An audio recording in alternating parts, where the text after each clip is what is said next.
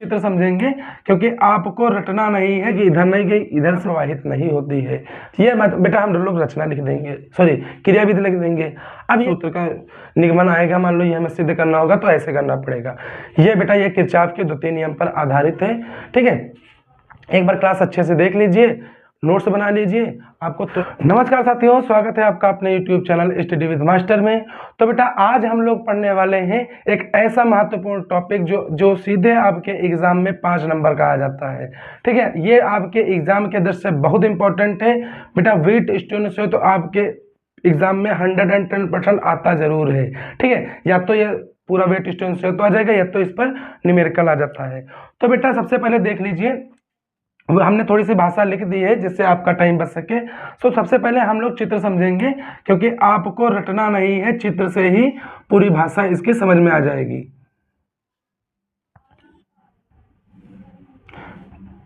ठीक है, ये हमने 4 प्रतिरोध का जोड़कर एक चतुर्भुज बना लिया। 4 प्रतिरोधों को जोड़कर क्या है, एक हमने, ठीक है।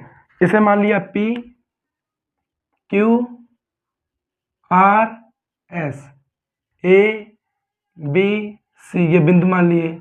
तो देखो सबसे पहले क्या है, इसमें 4 प्रतिरोध P Q R S को जोड़कर एक चतुर्भुज बनाते हैं।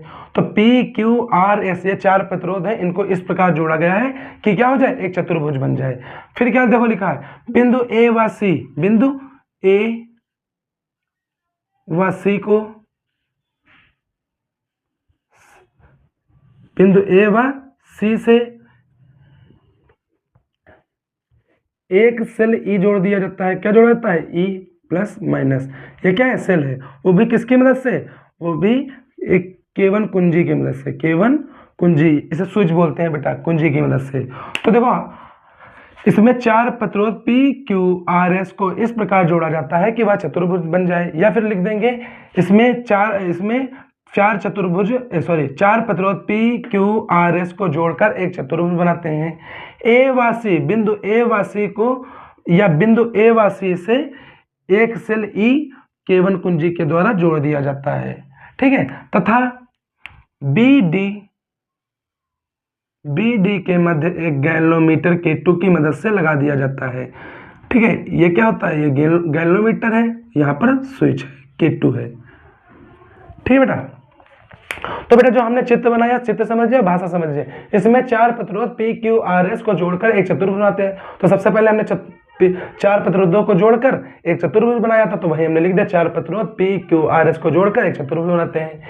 बिंदु A व C के बीच एक सेल E को K1 के द्वारा जोड़ते हैं। तो बिंदु A व C के मध्य एक सेल E को K1 के द्वारा जोड़ देते हैं।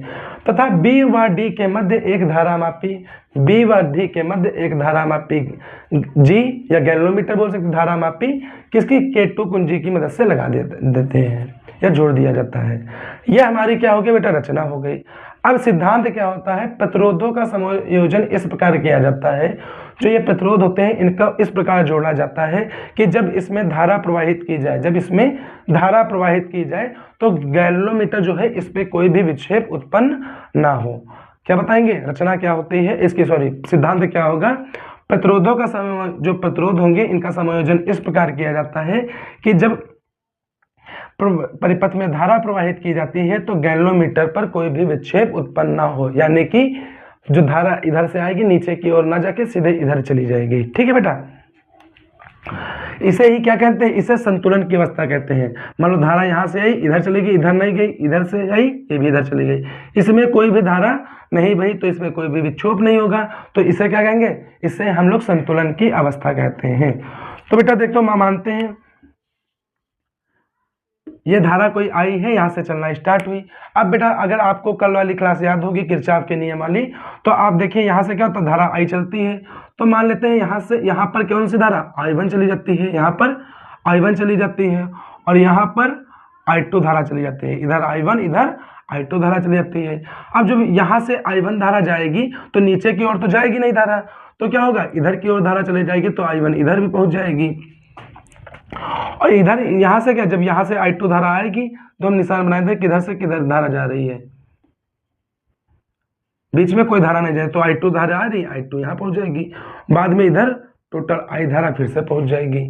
ठीक है बेटा, तो हमने कैसा बनाया, धारा यहाँ से आई चलना स्टार्ट हुई, यहाँ पे हमने माना कि I1 धारा ऊपर चली गई और I2 धारा नीचे चली गई।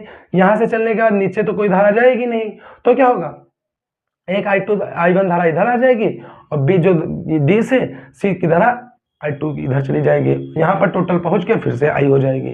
ठीक है बेटा, ये हम धारा का क्या करें, डिवाइडेशन कर लेंगे, ये हमने पिछली क्लास में समझा था। अब बेटा अगर कल वाली क्लास याद हो, क्योंकि बेटा हमें यह सूत्र सिद्ध करना है, हमें क्या करना है, ये सूत्र सिद्ध करना है। ठीक है, अगर आपसे रचना लिखनी है तो क्या बताएंगे, जब परिपथ को सेल से जोड़ दिया जाता है तो इसमें प्लस से माइनस की ओर धारा प्रवाहित होने लगती है। ठीक है, तो आई धारा जो है ए से बी की ओर, बी से सी की ओर प्रवाहित होती है I1 धारा, तथा ए से डी और डी से सी की ओर I2 धारा प्रवाहित होने लगती है। गैल्वेनोमीटर बी और डी के मध्य कोई धारा प्रवाहित नहीं होती है। ये बेटा हम लोग रचना लिख देंगे, क्रियाविधि लिख देंगे। अब ये जो सूत्र है P बटे Q बराबर R बटे S, ये कैसे प्रूव करेंगे, तो अगर बेटा आपको कल की क्लास याद हो तो हमने कहा था एक बंद पास होता है, बंद पास का मतलब होता है जहां से हमने स्टार्ट किया है वहीं पर पहुंच जाए तो क्या होगा, बंद पास, जैसे A B D A, तो लिख देंगे बंद पास ABDA में, AB बंद पास ABDA में। अगर बेटा पिछली क्लास नहीं देखा तो एक बार देख लीजिए, यहाँ पर थोड़ा सा आप कंफ्यूज हो सकते हैं। तो हमने कहा था बेटा हम मान लो बंद पास ऐसे चले, A से B, B से D, D से, तो जो हम जिधर चल रहे हैं अगर उधर धारा भी चल रही है तो विभव समझ लो क्या हो जाएगा, विभव हमारा प्लस का हो जाएगा, अदरवाइज माइनस का हो जाएगा। तो देखो A से कहाँ चले, B की ओर, धारा भी इधर चल रही है तो IR होता है, तो I कितना है, I1 है, धारा का मान I1 है और प्रतिरोध P है, तो क्या लिख देंगे I1 P। फिर B से D में कोई धारा ही नहीं चल रही, कोई बात ही नहीं। फिर D से A से B चले, B से D चले, D से A चलना है, तो D से A चले तो हम जा किधर रहे, नीचे से ऊपर की ओर, धारा किधर से आ रही है, ऊपर से नीचे की ओर, तो विपरीत दिशा में है, तो यहाँ पर क्या हो जाएगा, माइनस कितनी धारा है, I2 और प्रतिरोध S बराबर हमने कहा था क्या होता है, 0। तो बेटा इसको क्या कर ले, I1 P, इसको इधर ले आए तो क्या हो जाएगा, I2 S हो जाएगा। ये क्या हो जाएगा, ये समीकरण नंबर 1 हो जाएगा। अब क्या करेंगे बेटा, बंद पास कौन सा, ये बंद एक पास ये हो गया, बंद पास एक ये वाला बना देंगे B C D B में, कौन सा B C D B में। सेम ऐसे ही करेंगे, देखो कहाँ से चले, B से C की ओर, B से C की ओर हम भी चल रहे हैं, धारा भी उधर चल रही है, तो क्या होगा यहाँ पर क्या, ये प्लस का हो जाएगा, क्या QI1, फिर कहाँ से B से C चले, C से D चले तो धारा किस ऊपर की ओर आ रहे हैं, हम नीचे की ओर जा रहे हैं, तो ये क्या हो जाएगा, माइनस का, क्या हो जाएगा,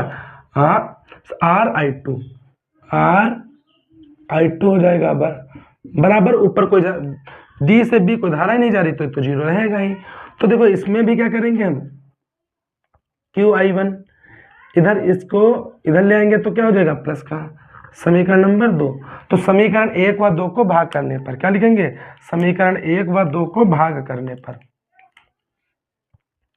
समीकरण 1 व 2 का भाग करने पर, समीकरण 1 व 2 का भाग करने पर, तो भाग करेंगे तो बेटा क्या आएगा, इसका इससे कर देते हैं तो क्या आएगा, I1 P बटे QI1 बराबर I2S बटे RI2। तो बेटा देखो I1 कट जाएगा और I2 कट जाएगा, यहाँ पर I1 कट गया, I2 कट गया, तो क्या आ गया, P बटे Q बराबर S बटे R आ गया।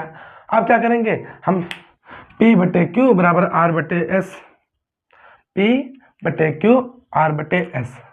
देखो हमें बेटा यहाँ पर R मानना है, यहाँ पर S मानना है, जिस हिसाब हमने वहाँ पर माना है उसके हिसाब से क्या करना बेटा होगा, गलत है यहाँ भी नहीं तो वहाँ भी चेंज करना पड़ेगा।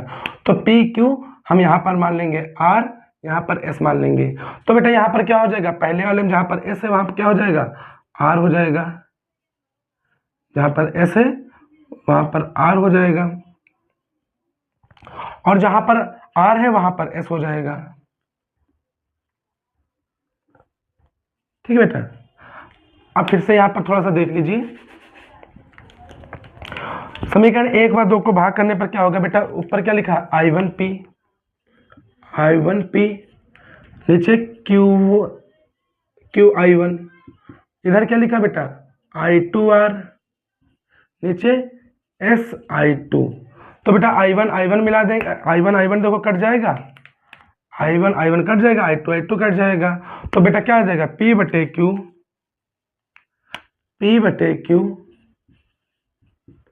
R बटे S।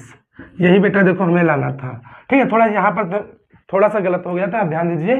जब मानेंगे PQRS, ठीक है, इतना करना है और कुछ नहीं है। आप अच्छे से देख लीजिए, अगर कंफ्यूजन हो, अगर कोई चीज़ दिक्कत हो तो आप कमेंट बॉक्स में बताइएगा, हम फिर से आपको यही फिर से समझा देंगे या और भी सरल तरीके से प्रयास करेंगे समझाने का। ठीक है, आप एक बार चित्र समझ लिए, भाषा बिल्कुल रटनी नहीं पड़ेगी। ये भी है, ये हम कल समझा चुके थे, इसका सूत्र का निगमन आएगा, मान लो ये हमें सिद्ध करना होगा तो ऐसे करना पड़ेगा। ये बेटा ये किरचॉफ के द्वितीय नियम पर आधारित है। ठीक है, एक बार क्लास अच्छे से देख लीजिए, नोट्स बना लीजिए, आपको तुरंत याद हो जाएगा। ठीक बेटा, अब क्लास अच्छी लगी हो तो चैनल को लाइक कीजिए, सब्सक्राइब कीजिए और शेयर कीजिए। ठीक है, इसके अलावा आप स्क्रीनशॉट ले लीजिए, आराम से नोट्स बना लीजिएगा। ठीक बेटा, धन्यवाद।